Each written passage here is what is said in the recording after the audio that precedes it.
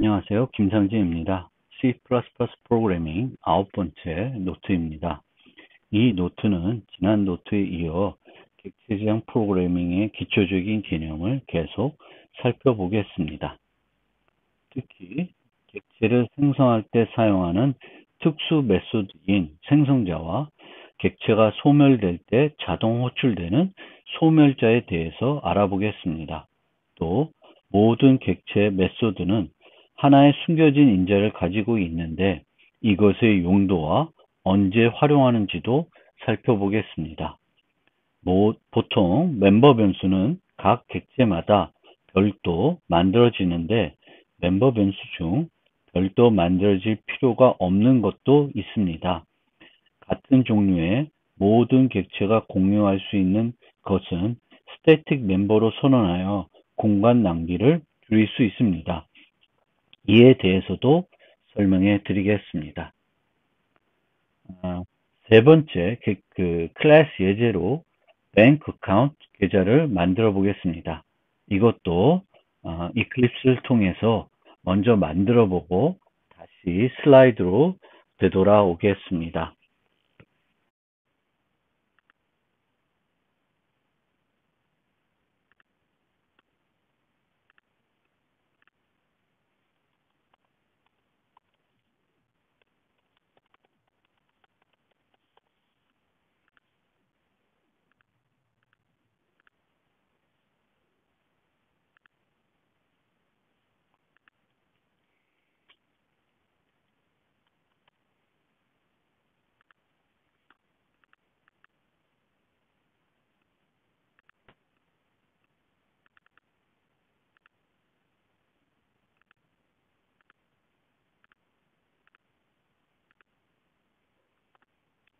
그러면 뱅크 어카운트 클래스를 추가해 보겠습니다.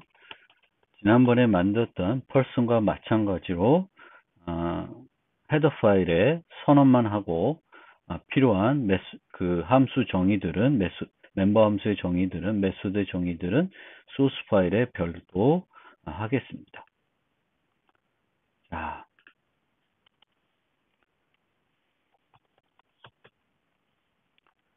우리가 모델링할 은행 계좌는 잔액 정보를 갖고 있어야 되겠고 그 계좌의 소유주와 관련된 다양한 정보를 가지고 있어야 됩니다. 그런데 좀 단순하게 하기 위해서 그 잔액 정보만 유지하는 은행 계좌를 만들어 보겠습니다.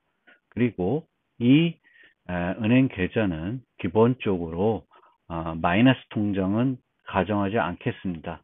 따라서 잔액은 항상 0이거나 0보다 큰 수가 되어야 됩니다. 따라서 잔액 정보는 unsigned int로 선언하겠습니다. 그 다음 우리가 만들려고 하는 은행 계좌에는 세 가지 행위를 추가해 보겠습니다. 첫 번째가 잔액을 조회하는 것이고요. 또 하나는 입금하는 거, 출금하는 거, 세 가지를 만들어 보겠습니다.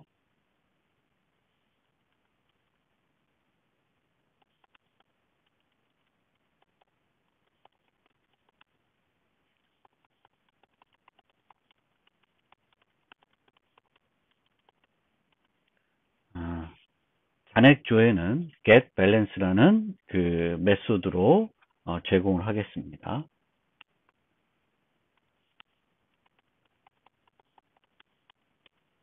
그 다음에 void deposit int amount. 요것이 입금 메소드이고요. void withdraw int amount는 출금할 때 사용하는 메소드가 되겠습니다. 그래서 요 세 가지 메소드를 한번 만들어 보겠습니다.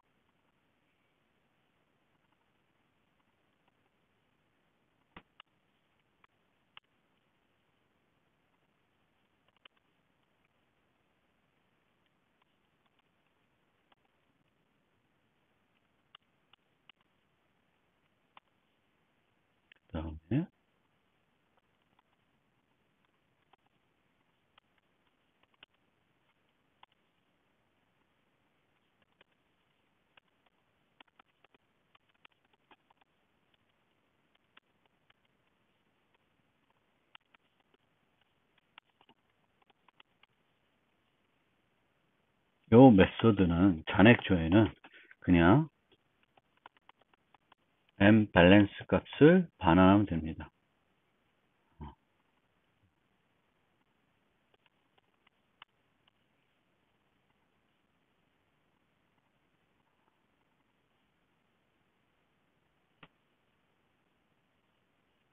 m 밸런스.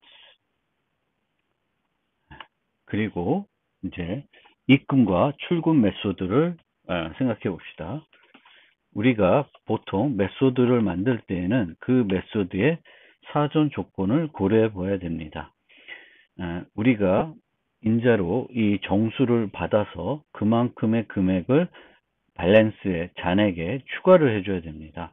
이때 인자가 인트이기 때문에 범위는 마이너스, 그러니까 인트 민부터 인트 맥스까지, 즉 음수도 들어올 수 있고 0도 들어올 수 있고 양수도 들어올 수 있습니다. 근데 음수 입금이나 영원 입금이라는 것은 말이 안 되기 때문에 사전 조건은 m은 0보다 커야 됩니다. 그러면 우리가 이 사전 조건을 위배됐을 때에는 원래는 나중에 이제 예외를 배우면 예외를 처리를 해서 오류가 발생했다는 것을 개발자가 알도록 해서 프로그램에 존재하는 오류를 수정을 해야 되는데 아직 예외를 배우지 않았기 때문에 여기서는 사전 조건만 고려하고 그 사전 조건이 충족되었을 때만 정상적으로 수행하도록 하겠습니다. 사후 조건은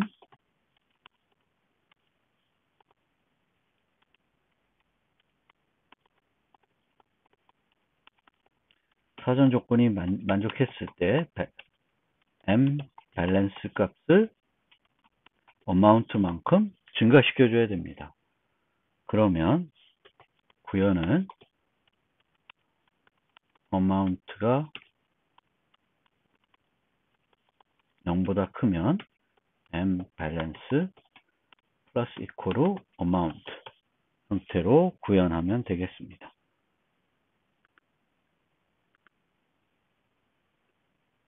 뭐 스펠링이 틀렸나요? m 밸런스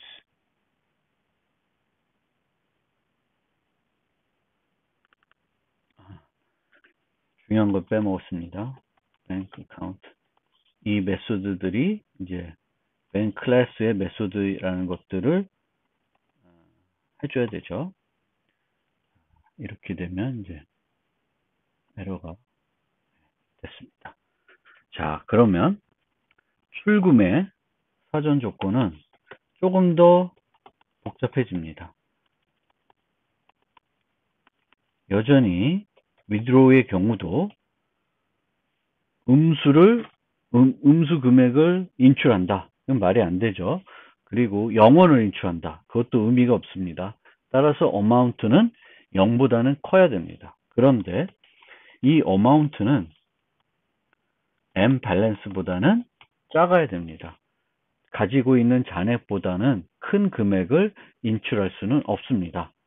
아까도 말씀드렸듯이 우리는 마이너스 통장 같은 거는 고려를 하지 않습니다. 그럼 사후 조건은 어마운트만큼 빼주면 되겠죠. 그러면 if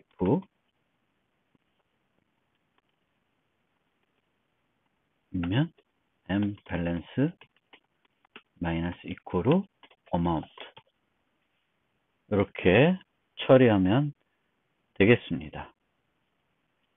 그러면 실제 잘 동작하는지 확인해 보겠습니다.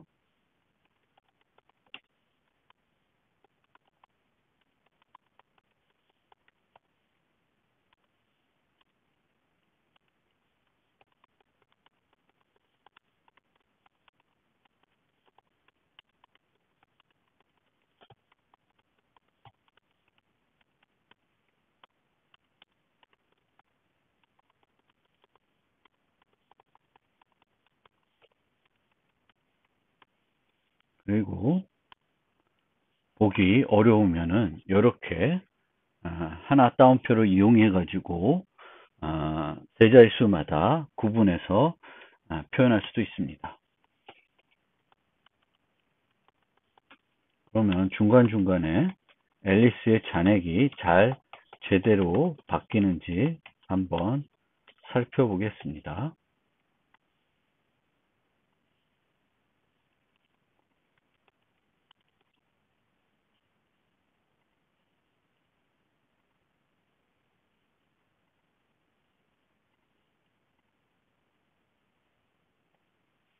자, 출력을 해보니까 제대로 우리가 원하는 값들이 나오지 않고 있습니다.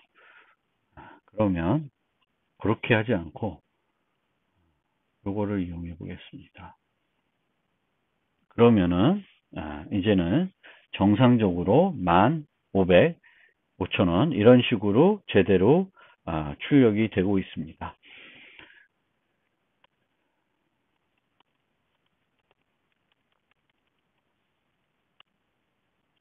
이렇게 만들게 되면 제대로 된 초기화를 하지 않습니다.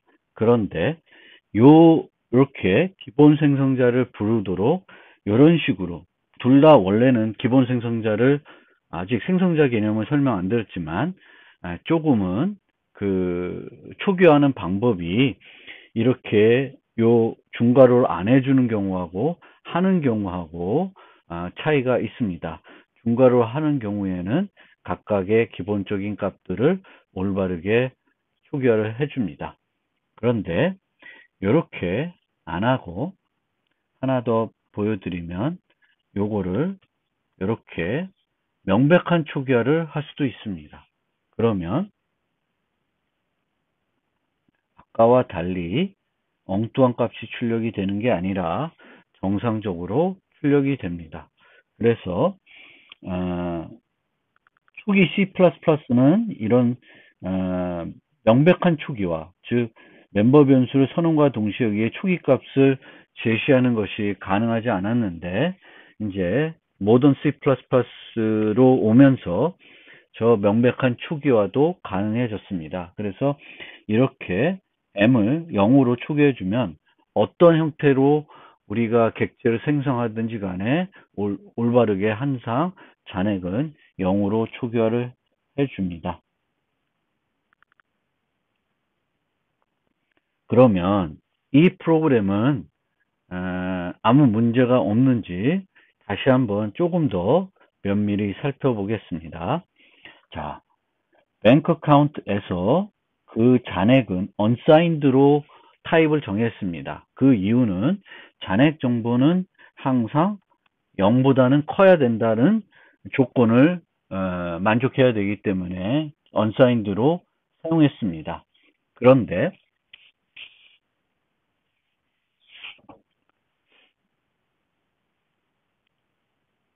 이 amount는 여기에 이제 사전 조건에 볼 수 있듯이 다 0보다는 커야 돼요. 그러면 이 경우에도 unsigned로 이 인자도 unsigned로 표현하면 더 좋을 것 같다고 생각할 수 있는데 이럴 경우에는 문제가 발생합니다. 어떤 문제가 발생하냐면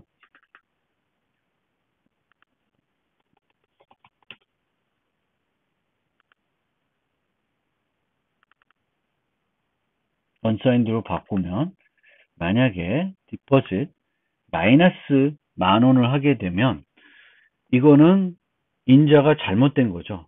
그런데 이것을 실행해 보면 실제 어마어마하게 큰 값이 할당됩니다. 그 이유는 마이너스 10,000원, 만이라는 정수값이 그 디포짓 메소드에 전달되면 그 사인드 된 값을 언사인드로 해석하게 됩니다.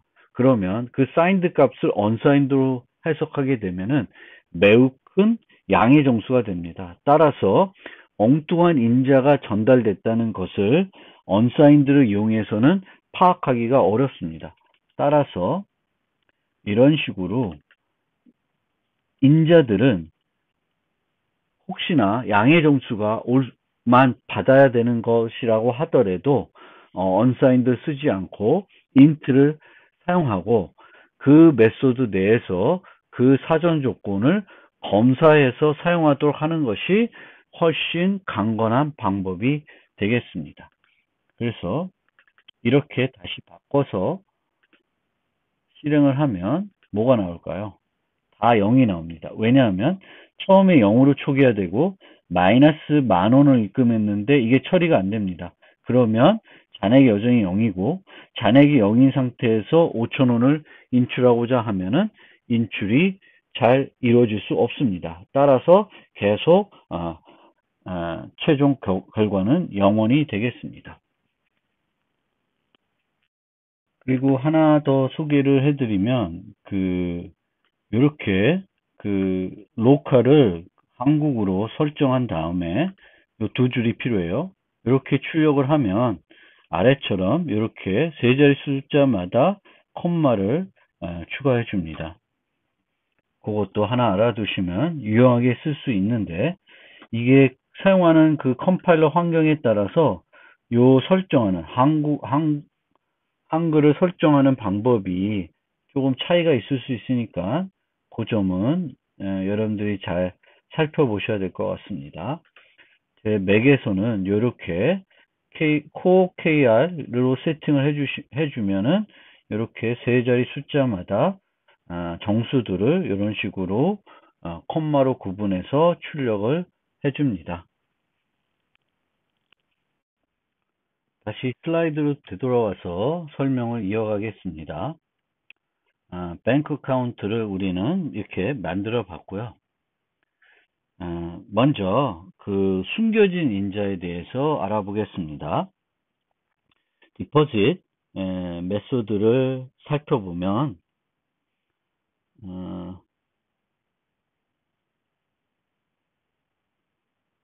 이 디포짓 메소드는 인자가 int amount 하나만 되어 있습니다. 그런데 실제로는 요 밑에서 보는 것처럼 두 개입니다. 우리는 이렇게 하나만 사용하지만 컴파일러는 이런 인자를 추가해서 컴파일을 진행합니다. 왜냐하면 컴파일러 입장에서는 이 M 밸런스가 누구의 어떤 객체의 M 밸런스인지는 요 코드만 놓고는 판단할 수는 없습니다. 언제 판단할 수 있냐면 이런 호출이 있어야지만 그때서야지만 이 M 밸런스가 누구의 M 밸런스인지 알 수 있습니다. 앨리스 account.deposit 하면 앨리스 어카운트의 잔액이 될 것이고 bob account.deposit 하면은 그때는 이 M 밸런스가 bob account 것이 됩니다. 그러나 이 코드는 함수가 호출이 이루어지기 전에 번역이 돼야 되기 때문에 그 번역을 좀 더 효과적으로 하기 위해서 컴파일러는 요 인자를 하나 여기에 추가를 합니다. 이 인자의 형태를 보면 포인터이고요. 상수 포인터입니다. 객체를 가리키는 이 함수를 호출한 객체의 주소를 가리키는 상수 포인터가 되겠습니다. 그래서 이렇게 alice.deposit라고 하는 메소드를 우리는 이런 식으로 호출하지만 컴파일러는 이것을 이렇게 수정을 하게 됩니다. 앨리스 어카운트의 주소를 본하게 되고 this는 상수 포인터이기 때문에 this를 다른 주소를 가지도록 바꿀 수 없습니다. 그리고 컴파일러는 이런 멤버 변수들을 다 this를 이용해서 수식하도록 해가지고 번역을 진행하게 되겠습니다. 즉, 이 숨겨진 인자 this는 컴파일러를 위해 필요한 요소입니다. 하지만 우리도 프로그램할 때 필요하면 이 숨겨진 인자 this를 사용할 수 있습니다. 지금까지는 어떤 식별자가 멤버 변수임을 나타내기 위해서 앞에 m이라고 수식을 했습니다. 이제는 m으로 수식하지 않고 그냥 밸런스라고 표현할 수 있습니다. 그리고 만약에 이 표현 가지고 매개 변수와 구분이 안 되면 앞에 this를 붙여가지고 언제든지 구분을 할 수 있습니다. 예를 들어 보면 person으로 되돌아가게 보겠습니다. person의 경우에 여기 mname, mage라고 했습니다. 그러면 그 방법을 사용하지 않고 이렇게 바꾸겠습니다. 그러면 person cpp에서는 get name의 경우에는 뭐 여기에 별도로 사용되는 지역 변수나 매개 변수가 없기 때문에 문제가 없고요. get age도 마찬가지입니다. 그런데 이렇게 만약에 표현하게 되면 이 name은 둘 다 요 name의 매개 변수에 해당됩니다. 지금은 이 매개 변수 이름과 멤버 변수 이름이 충돌이 되고 있습니다. 이렇게 충돌이 될 때는 이런 식으로 this를 이용해 가지고 표현하게 되면 이 앞에 있는 것은 멤버 변수가 되겠고 요거는 지역 변수가 되겠습니다. 이 경우에도 이렇게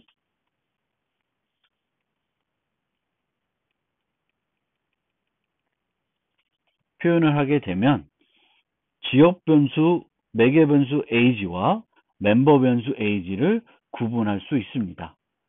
이렇게 우리는 보통 클래스를 정의할 때 이처럼 m이라고 하는 그 문자를 이용해 가지고 이 멤버 변수가 지역 변수인지 나타내지 않고 그냥 나타낼 수 있고 매개 변수나 지역 변수를 똑같은 이름을 사용해서 구분이 안 될 때에는 그 숨겨진 인자 this를 이용해서 구분할 수 있습니다. 그렇게 구분할 수 있음에도 불구하고 여전히 이런 식으로 또는 뭐 또 다른 방법으로 예를 들면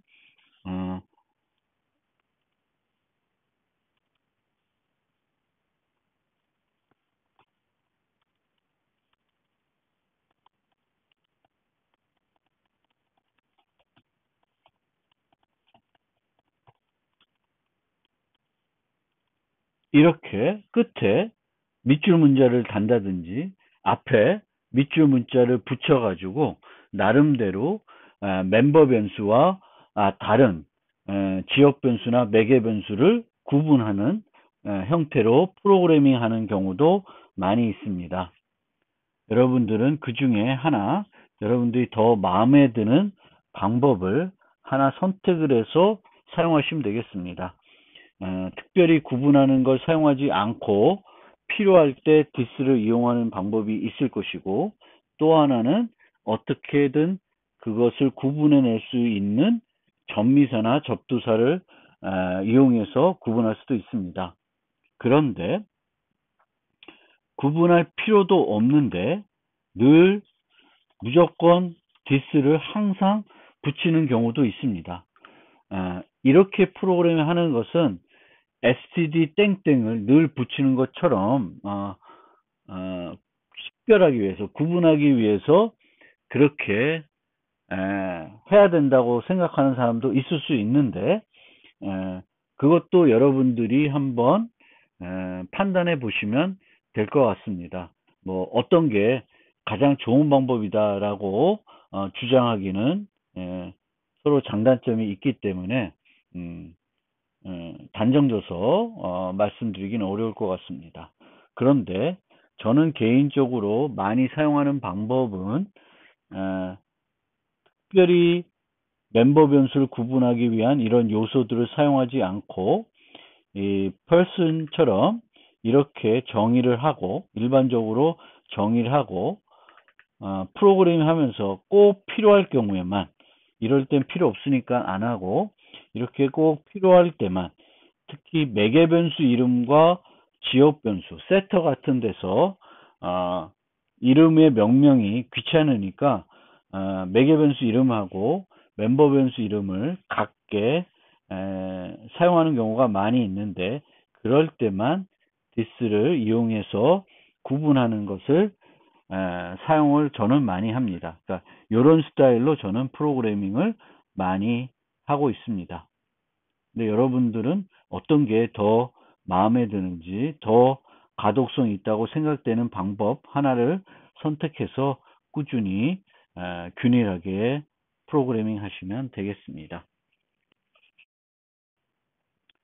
자,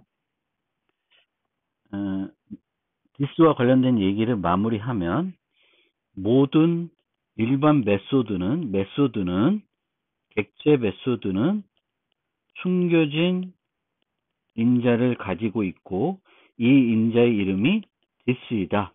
필요하면 우리도, 원래는 컴파일러를 위한 요소이지만 우리도 사용이 가능하다. 언제 사용하냐? 이처럼 멤버 변수 이름과 매개 변수 이름이 충돌이 될 때, 같을 때 구분하기 위해서 우리도 사용할 수 있다라는 것이고요. 이 this는 상수 포인터임을 꼭 기억해 주시면 좋겠고, 이 this는 현재 객체를 가리키는 포인터이다 라는 것을 알고 계시면 되겠습니다.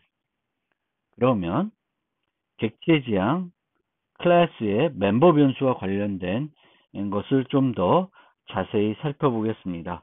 멤버 변수는 객체는 상태를 가지고 있고 행위를 할 수 있고, 이 행위들은 상태를 활용해야 된다고 했습니다. 이 상태들은 이제 데이터로 나타나게 되는데, 그 데이터, 필요한 정보들을 유지하기 위해서 우리는 멤버 변수를 정의하게 되겠습니다. 멤버 변수의 수가 너무 많으면 클래스가 너무 많은 일을 하는 것일 수 있습니다. 또 기능 중 일부를 논리적으로 묶어 새 클래스를 정의하고, 이 클래스 객체를 멤버를 유지로 하여 모듈화할 수 있습니다. 예를 들어서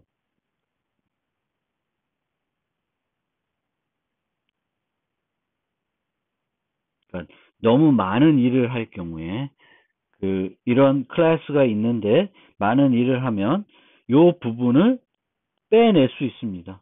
빼내고 별도 클래스로 만들고, 이 클래스에서 얘를 포함 관계로 유지해 가지고 사용할 수 있습니다.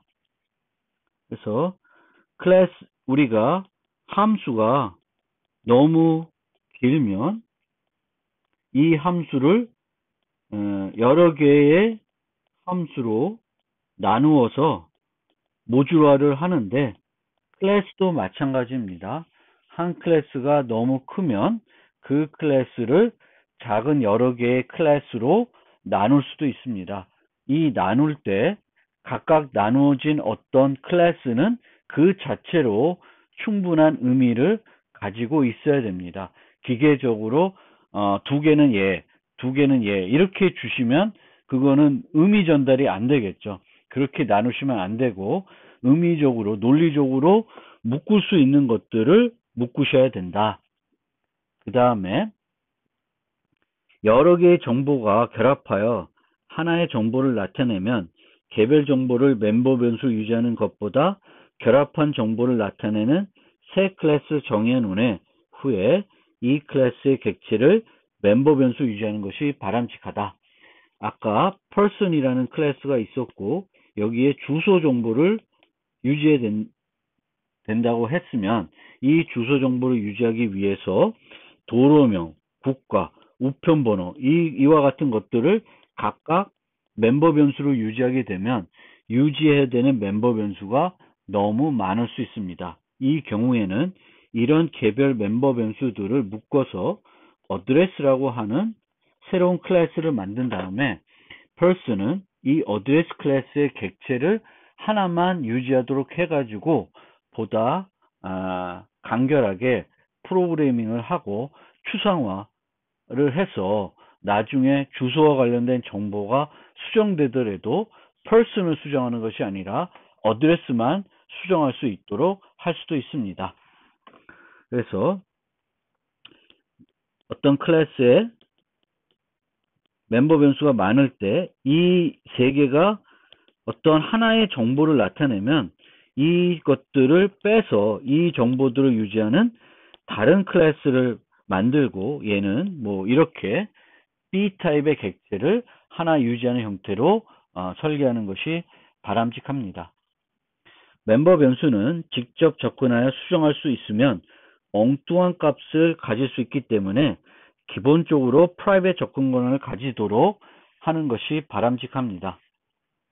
그리고 이 변수에 대한 수정은 잘 정의된 퍼블릭 메소드를 통해서만 가능하도록 해야 됩니다. 이런 퍼블릭 메소드들은 인자에 대해서 엄밀한 검사를 한 후에 범위가 적절한 경우, 수정해도 된다고 생각된 경우에만 객체의 멤버 변수의 값들을 수정해야 되겠습니다. 우리가 withdraw, deposit 메소드를 통해서 잘 이해가 되실 겁니다. 여기서는 amount가 0보다 크고 밸런스보다 같거나 작은 경우에만 인출이 이루어지고 deposit은 amount가 큰 경우에만 처리를 하고 있습니다. 그리고 우리가 객체 멤버 변수를 정의할 때 이 멤버 변수가 유지하는 값의 특성에 따라서 크게 세 가지로 분류할 수 있고 어떤 특성을 갖고 있냐에 따라서 초기화하는 방법이 달라져야 됩니다. 객체가 어떤 값을 유지하는데 객체 상수일 수가 있습니다. 즉 객체 상수라는 것은 객체마다 다른 값으로 초기화될 수 있지만 초기화된 이후에는 변하지 않는 값입니다. 이럴 경우에는 C++에서는 const로 수식함으로써 변수를 상수로 만들어 주시면 되겠습니다. 그리고 상수이기 때문에 수정이 가능하지 않기 때문에 setter가 필요 없고 getter도 실제 필요 없습니다. 퍼블릭 접근 권한을 가지도록 해서 바로 점 연산자를 통해서 해당 멤버 변수를 접근할 수 있도록 하시면 됩니다. 그 다음에 상수가 아니라 객체가 처음 초기화된 이후 변할 수 있는 값들은 변수로 모델링 돼야 되는데 시작값 고정 변수일 수도 있고 유동 변수일 수도 있습니다. 시작값 고정 변수라는 것은 모든 객체가 같은 값으로 초기화되는 변수를 말하고 시작값 유동 변수는 각 객체마다 다른 값으로 초기화될 수 있는 변수입니다. 그러면 예를 통해서 한번 살펴보겠습니다. 비행기 슈팅 게임을 만드는데 거기에 적 비행기를 모델링 하겠습니다. 적 비행기는 공격력, 미사일 수, 힛 파워, 이동 속도, 적 비행기 수 이런 정보들을 5가지 정보를 유지해야 된다고 가정을 하고 각각의 특성이 만약 여기에 나열된 것처럼 되면 객체 상수인지 시작값 고정인지 유동인지 살펴보겠습니다. 첫 번째, 공격력. 비행기마다 다르지만 변하지 않는다는 거예요. 다르지만 변하지 않는다는 것은 객체 상수이죠. 미사일 수. 비행기마다 다르지만 사용할 때마다 1 감소합니다. 이 얘기는 변수이죠. 그리고 비행기마다 다르지만 사용할 때마다 1 감소한다. 즉 초기 값이 다를 수 있어요. 어떤 비행기는 10개 미사일로 출발할 수도 있고 어떤 비행기는 20개로 출발할 수 있습니다. 그러면 요거는 시작값 유동 변수가 됩니다. 그 다음에 모든 비행기가 동일 HP로 시작하며 이 값이 0이 되면 폭파된다. 이 얘기는 변수라는 거죠. 변수인데 모든 비행기는 동일 HP로 시작한다는 거예요.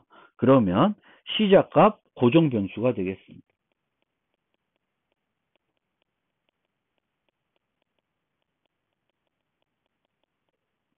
이동 속도 모든 비행기가 같다. 그러면 얘는 상수인데 객체 상수가 아닙니다. 모든 비행기가 같다 그러면 예를 들면 이동 속도가 1이다. 그러면은 모든 객체를 적 비행기를 100개 만들면 1이라는 값을 100개의 객체가 일반 멤버 변수로 모델링하기 경우에는 유지해야 되는데 그러면 그것은 공간 낭비가 해당되겠습니다. 이럴 경우에 이제 뒤에서 설명드릴 스태틱 멤버로 만들게 되겠습니다. 그래서 공유하는 거예요. 그래서 이런 애들을 이제 클래스 상수라고 합니다. 그러면 적 비행기를 100개를 만들더라도 이동 속도 정보는 하나만 존재하게 되겠습니다. 적 비행기 수도 만들어진 객체 수이죠. 이런 것들을 또 개별적인 비행기들이 모두 유지하고 있을 필요는 없겠죠. 얘도 하나만 존재하면 됩니다. 그런데 얘는 계속 수시로 변하는 거기 때문에 클래스 변수가 됩니다. 얘도 스태틱으로 사용하는데 상수는 아니고 변수가 됩니다. 따라서 객체 변수들은 크게 세 종류가 있고 또 객체 변수가 아니라 클래스 변수, 즉 모든 동일 종류의 객체들이 공유하는 그런 데이터들이 있을 수 있고 이런 데이터들도 상수와 변수로 구분될 수 있습니다. 그리고 어떤 특성을 갖고 있냐 이런 5가지 종류의 멤버 변수들은 다 다른 방법으로 초기화되어야지만 가독성도 높여주고 그렇습니다. 그래서 이 기준으로 우리가 분류하는 이유는 첫째, 우리가 어떤 클래스를 정의할 때 이 클래스가 유지하는 데이터들이 상수인지 변수인지 모든 객체들이 유지해야 되는 건지 모든 객체들이 공유할 수 있는 건지 이런 것들을 잘 파악해서 멤버 변수를 정해야 되겠고 또 이 특성에 맞게끔 초기화를 해줘야 한다라는 것입니다.